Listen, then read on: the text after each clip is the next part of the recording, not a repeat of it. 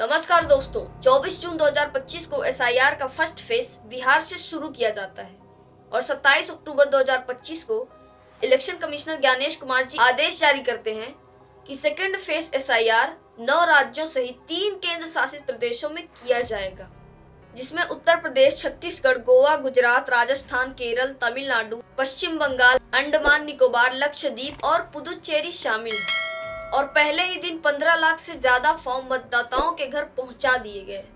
SIR की प्रक्रिया तेजी से जारी है और इसके साथ ही बीएलओस की मौत की खबरें आने लगती हैं। अब सवाल ये है कि एसआईआर का उद्देश्य वोटर लिस्ट को अपडेट करना, मृत और फेक वोटर्स को हटाना है, तो फिर बीएलओस की मौत का तो सवाल ही नहीं उठता।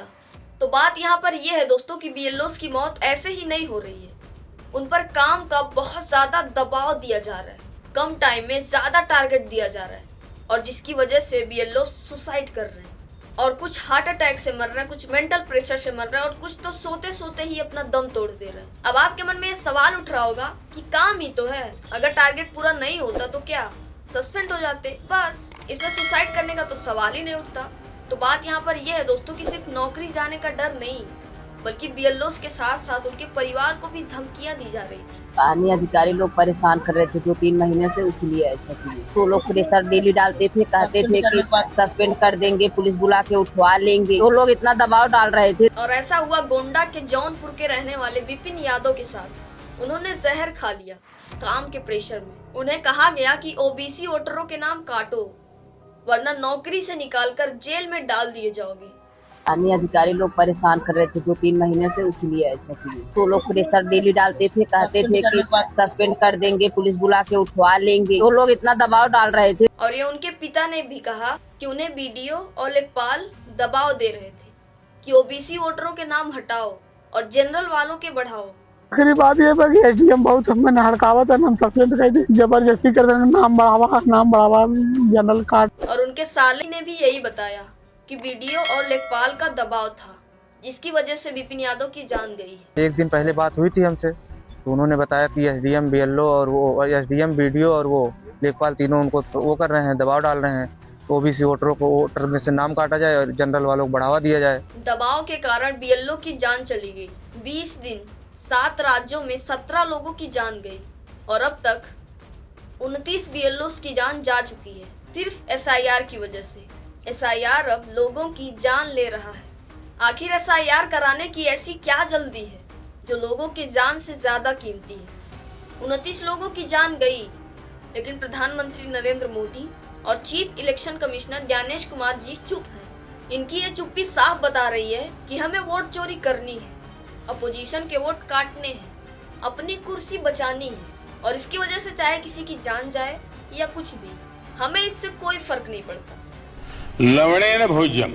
इसी एसआईआर के चलते बिहार जीत लिए और अब उत्तर प्रदेश जीतना चाहते हैं।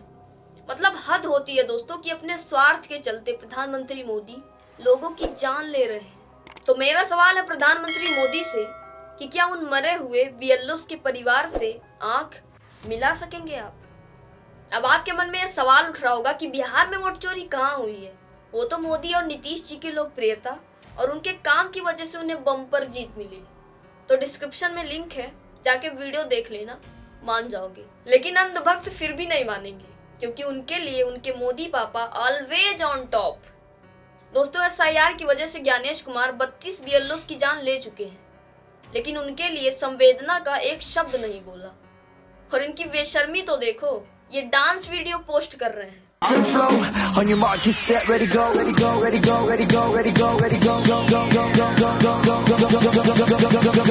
ये वही ज्ञानेश कुमार हैं जो कहते थे कि माताओं बहुओं की तस्वीर साझा करनी चाहिए। क्या अपनी माताओं, बहुओं, बेटियों सहित किसी भी मतदाता की सीसीटीवी वीडियो चुनाव आयोग को साझा करनी चाहिए क्या? तो ज्ञानेश जी, इस वीडियो में तो कई सारी महिलाएं हैं, तो आपने इनकी वीडियो कैसे शेयर की? जब विपक्ष नेता राहुल गांधी ने वोट चोरी प्रूफ करने के लिए सीसीटीवी फुटेज मांगा, पूरे देश को ये सवाल पूछना चाहिए कि इलेक्शन कमीशन इलेक्ट्रॉनिक डेटा और वीडियोग्राफी क्यों नहीं दे रहा है?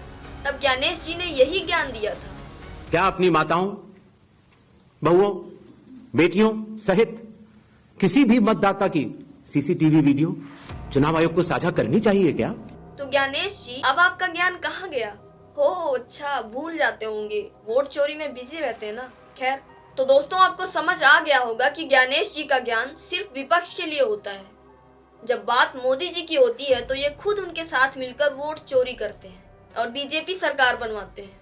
दोस्तों विंटर सीजन शुरू हो चुका है और इसी बीच नरेंद्र मोदी दिल्ली में अपने प्रेस कॉन्फ्रेंस के दौरान कहते हैं कि आप भी मौसम का मजा लीजिए। आप भी मौसम का मजा लीजिए। दोस्तों देश के लिए बड़े दुर्भाग्य की बात है कि दिल्ली में हवा साफ नहीं है, इतनी ज्यादा एयर पोल्यूशन है, लोग बीमार पड़ रहे हैं, सांस लेना मुश्किल है। AQI 300 से ज्यादा पहुंच गया है।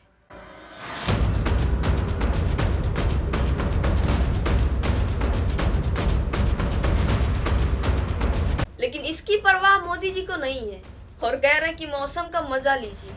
वाह, अब आप खुद समझ सकते हैं दोस्तों, वो खुद जिस शहर में खड़े हैं वहां पर इतनी एयर पोल्यूशन है, फिर भी वो मौसम का मजा लेने की बात कर रहे हैं। तो सोचो देश में कितनी सारी समस्याएं हैं, तभी इनके नेताओं को राम मंदिर के अलावा कुछ भी दिखाई नहीं देता। राम मंदिर के जी, राम मंदिर के राम मंदिर ना ही पेपर लीक, ना ही भ्रष्टाचार, ना ही गरीबी, ना बेरोजगारी, कुछ भी नहीं। बस धर्म के नाम पर वोट मिलता रहे। आप 3 दिसंबर को भाजपा सरकार बना दो। भाजपा मध्य प्रदेश सरकार सभी को बारी बारी फ्री ऑफ कॉस्ट अयोध्या में रामलला का दर्शन करा देगी। अपना कुर्सी जमा रहे और चाहिए ही क्या। वाह, अब सवाल आपसे, क्या यह SIR वाकई वोटर लिस्ट सुधारने की प्रक्रिया है या फिर वोट चोरी करने का नया स्कीम, और जिसकी कीमत BLOs को अपनी जान देकर चुकानी पड़ रही है? हाँ, SIR जरूरी है, लेकिन देश के नागरिक की जान उससे ज्यादा जरूरी है। और अगर ये बात सरकारें नहीं समझती तो समझ लो कि प्रॉब्लम वोटर लिस्ट में नहीं बल्कि सिस्टम के नियत और दिमाग में है। दोस्तों सबसे ज्यादा गलत उसी के साथ होता है जो गलत को सहता है। आज BLOs के साथ हुआ, कल देश के किसी भी नागरिक के साथ हो सकता है। इसलिए सवाल उठाना होगा, क्योंकि जुर्म के खिलाफ आवाज उठाना ही एक जागरूक नागरिक की पहचान है। बाकी आपको क्या लगता है कि BLOs की जान किसकी वजह से गई? अपनी राय कमेंट में बताएं। मिलते हैं नेक्स्ट वीडियो में। Thanks for watching. जय श्री राम।